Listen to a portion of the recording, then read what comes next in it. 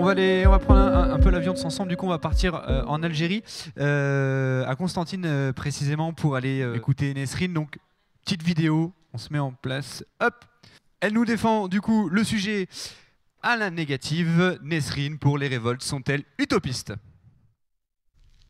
Utopia. Cette île lointaine, habitée par des individus quelconques, aux langues et cultures identiques. Cette île sans monnaie, où les gens s'habillent tous pareils. Cette île aux villes semblables jusqu'aux moindres ruelles.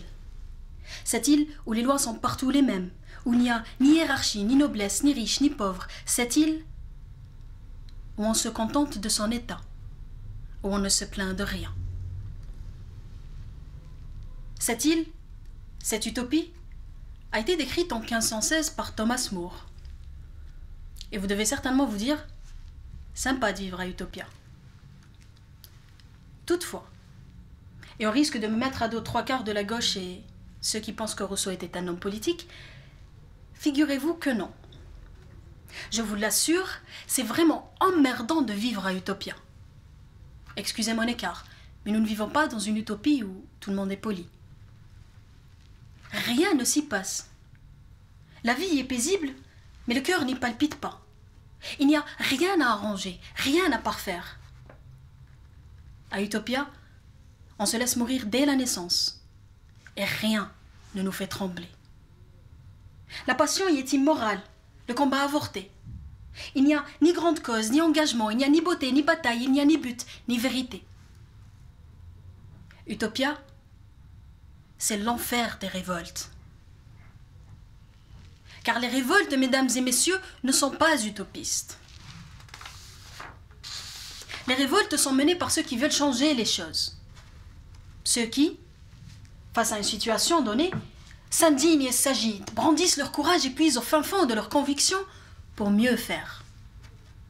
Ceux qui, face à un état de fait, choisissent l'action. Et tant que cet état de fait perdure, il est possible d'y créer cette friction. Or, l'utopie est irréelle, et les utopistes tendent à se perdre dans leur fiction. Par ceux qui arrivent à clairement nommer ce qu'ils veulent changer, et travaillent pour. Contrairement aux utopistes qui arrivent seulement à peindre l'image parfaite de ce qu'ils voudraient être ou avoir, sans jamais faire ce pas qui sépare ce qui est de ce qui sera. La révolte et l'utopie s'inscrivent dans deux entités contraires, le réel et l'imaginaire. Et puis, comment peut-on dire que les révoltes sont utopistes quand la définition même de l'utopie se présente ainsi? Un non-lieu. Une conception idéaliste des rapports entre l'homme et la société qui s'oppose à la réalité présente. Cet idéal implique qu'il existe un équilibre parfait des forces au sein d'une société. Or, la révolte existe justement parce que l'équilibre est rompu. Que la balance tend vers une partie privilégiée et en prive une autre, qui se révolte donc. Si ce révolté se soulève et qu'il dit non, que la balance penche de son côté, celui qui en était privilégié y répondra par une force égale et de direction opposée. L'équilibre est encore une fois rompu. Ce cycle infini d'attraction et de répulsion, d'opposition et de révolte rend l'équilibre impossible, et donc l'utopie impossible. Ce qui fait que l'existence même de la révolte empêche l'utopie. Alors comment peut-on affirmer en toute bonne conscience que les révoltes sont utopistes quand l'existence de l'un interdit celle de l'autre? Il est certes facile de confondre utopiste et révolté en disant que le révolté rêve d'un idéal et que cet idéal est son utopie. Mais c'est la subtilité de ce rêve qui fait la différence entre les deux. Les révoltés rêvent certes, mais leur rêve est possible, là où l'utopie soulève la question de la possibilité. Et puis maintenant que j'y pense, l'utopie est un rêve fou. La révolte est un rêve nécessaire. L'utopie n'est pas salvatrice, elle n'est pas un moyen de résistance, car la résistance et la révolte se doivent d'être pragmatiques. Le révolté est dans l'action, là où l'utopiste est dans l'idéalisation.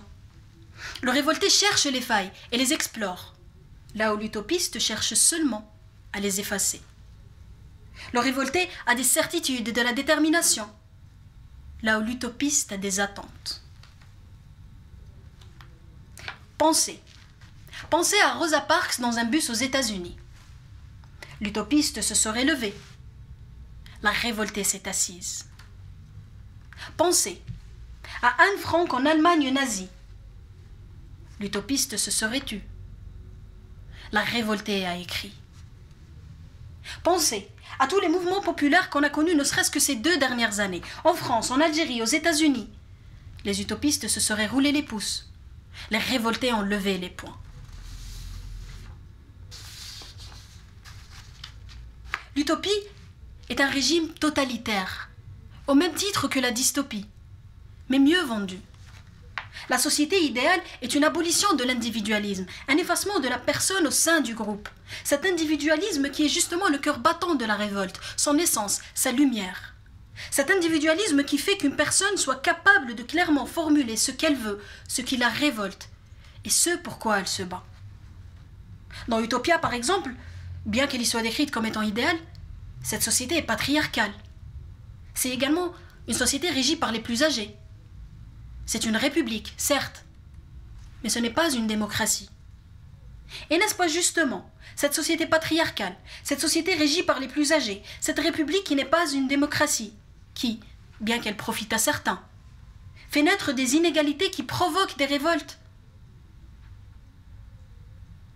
Ce pourquoi les révoltes ne sont pas utopistes, ce sont plutôt les utopies qui créent des révoltes.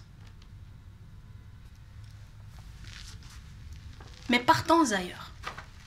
Explorons d'autres chemins. Promenons-nous dans d'autres contrées. Libérons d'autres voies. Faisons valser la raison au rythme de nos cœurs. Philosophons. Vous connaissez tous Sisyphe, n'est-ce pas? Tant pis si vous ne connaissez pas, je vais tout de même en parler. Sisyphe donc, que nous connaissons par plaisir ou par obligation, est cet homme condamné par les dieux à pousser un gros caillou jusqu'au sommet d'une montagne et qui finissait toujours par en redescendre, malgré tous ses efforts. L'utopiste voudrait que son caillou arrive au sommet de la montagne et qu'il y tienne en parfait équilibre, contrairement à l'homme révolté qui accepte sa situation, qui accepte le fait que son caillou tombe et qu'il continuera à tomber. L'homme révolté trouve son bonheur dans son combat, dans ce mouvement de va-et-vient du caillou, non pas dans son équilibre. L'homme révolté ne cherche pas l'utopie, car on n'y trouve plus aucun caillou à pousser. Et s'il faut imaginer Sisyphe heureux, l'homme révolté l'est tout autant. Dans sa révolte, et loin de l'utopie.